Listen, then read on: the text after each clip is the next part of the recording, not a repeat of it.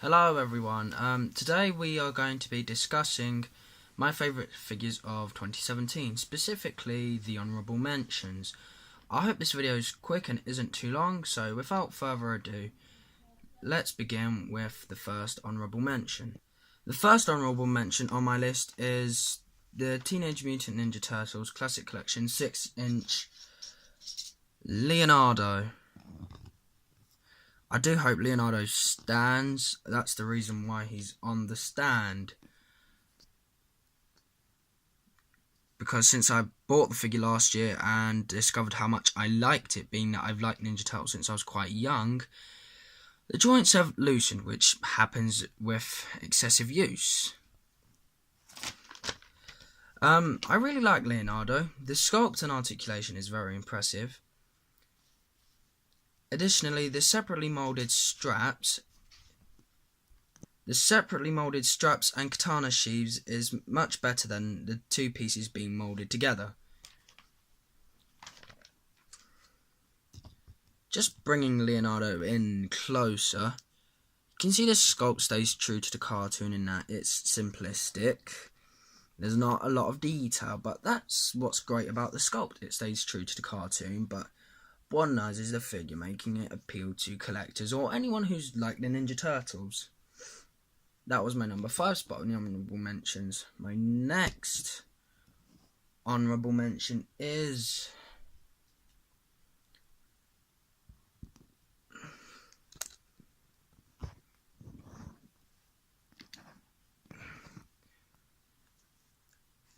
Age of Ultron Marvel Select Hulk.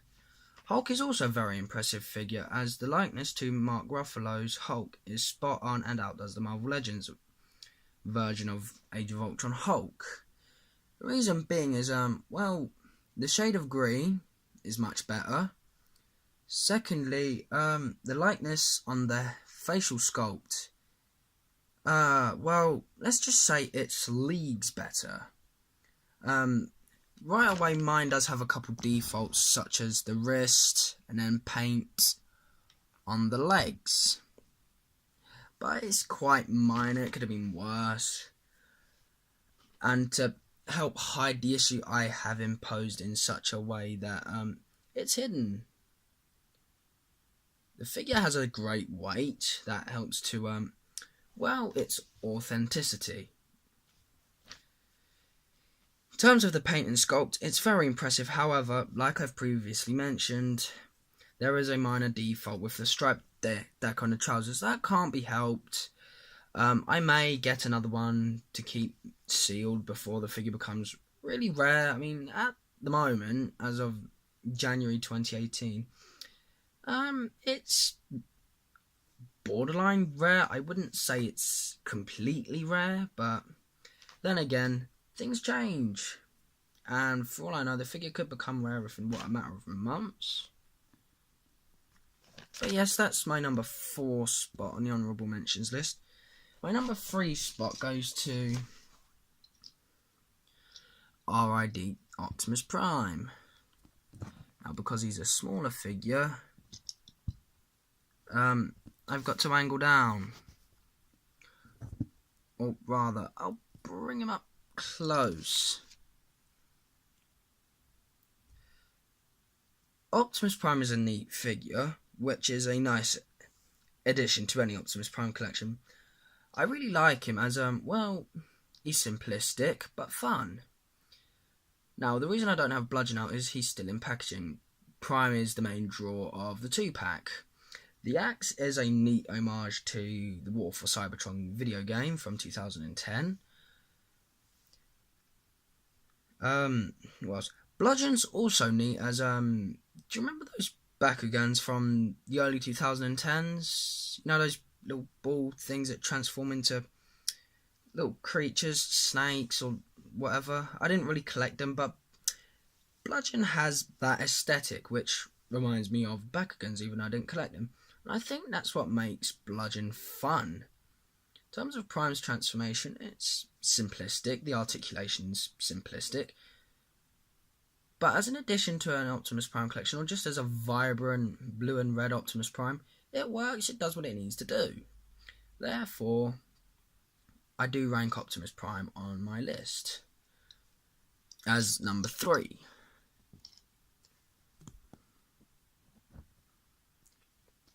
Number 2 is...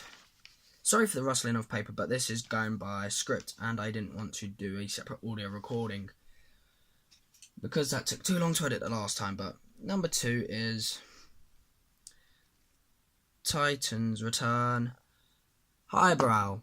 Highbrow's a great figure and very enjoyable in that the figure has some interesting sculpted detail, which is true to the character. You can see the sculpt, I'll highlight it. There's the vents on the chest. Essentially, it does what it needs to do, and it draws attention to the surface. The transformation is quick but satisfying. The only issue is those propellers, but they just are what they are. Another issue is the bobble-headedness, but I tend not to knock it. Then the hollowness in the forearms and the legs, but that's due to transformation. One area of hollowness I don't like is the inner thighs, but it could be worse. Well, there's the inner shoulder area. Again, the wings, it's annoying. But I don't let it bother me. There are worse things. It doesn't feel like a knockoff. People who hate Hasbro figures will say that, but I don't think it does. It comes in legitimate packaging. The reason Highbrow was a 2017 purchase was that I just didn't think he was worth it. The 2016 price point of $18.99, considering 8 years prior to 2016, 2008, a deluxe figure could be purchased for less than £15, between £10 to £12, 13 maximum, depending where you went.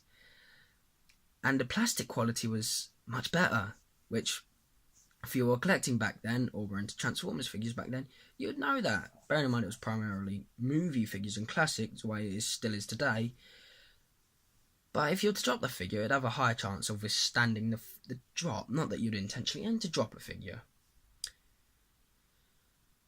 Like I said, the issue with the bobblehead can be frustrating, but your mileage may vary in terms of quality control, and that it's either mixed, and my camera nearly fell. Good job I caught that there. But anyway, that's Highbrow. He's number 2 on the list. I will move them along, but I just want to get to number 1, which could only be Hardhead. Now, why do I prefer Hardhead over Highbrow? Well, firstly, he's one of the first deluxe molds to be released in Titan's Return. Secondly, his mold wasn't reused up until Wave 4. Highbrow technically is a unique mold, but he shares a similar transformation to Scourge. Not that I have a problem with it, it's just, in terms of being more unique, Hardhead wins. The sculpt, the detail, the overall aesthetic of the figure is very appealing. As you'll know, he was eventually retooled and redecorated as Quake, who I don't own, but he looks really good. But in terms of being unique, I really like Highbrow, from the shoulder cannon on the back, and then sculpted detail you don't notice until you paint it, such as knuckle dusters. I painted them silver. It's worn off. That's the aesthetic I was going for. I didn't notice he actually had knuckle dusters. Just goes to show that Hasbro do put interesting sculpted details on their figures, and you do notice them all when they're painted.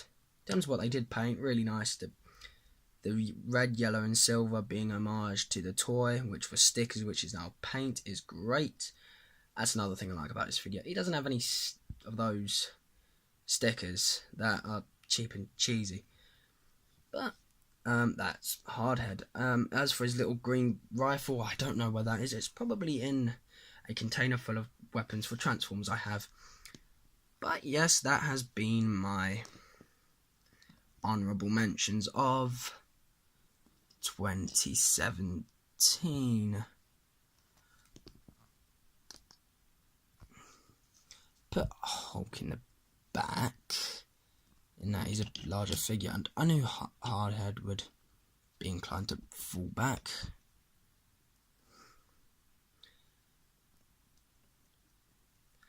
yeah, so I'd say this makes for a neat looking family portrait. It's a shame Prime feels like he's looking down. Yeah, overall, I really like these 5 figures. They didn't make my main list purely because they weren't released in 2017. They were purchased before 2017, but because I enjoyed them for what they are, I thought I'd give them mentions in my honourable mentions list. Thank you for watching. I hope you enjoy my list, and I'll see you in the next video.